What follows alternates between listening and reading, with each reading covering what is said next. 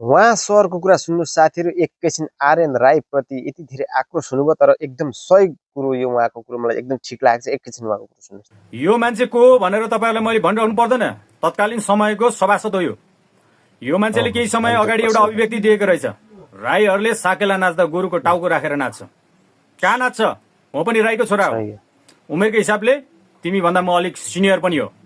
हुन त उमेरले केही फरक पर्दैन, अध्ययनले मान्छेलाई अगाडि पुर्याउने हो। केही बढी नै यो राई सभ्यताको बारेमा अध्ययन गरेको रहेछौ भने ठिक छ, तर कहाँ कहिले कसरी भन्ने कुरा पनि स्पष्ट बनाउनु पर्छ। मैले मात्रै जानिनँ कि भनेर मैले मेरो अग्रजहरूलाई पनि बुझेँ के हाम्रो सभ्यतामा गोरुको टाउको राखेर साकेला नाच्ने परम्परा थियो त भन्दा उहाँहरूले पनि आजसम्म थाहा पाउनु भएको छैन। जब यो धर्म, संस्कार, संस्कृति, सभ्यताको कुरा आउँछ, इतिहाससँग जोडिएको कुरा हुन्छ। यो किराँत सभ्यता 2000 वर्ष भन्दा पनि पुरानो इतिहासमा देखिन्छ।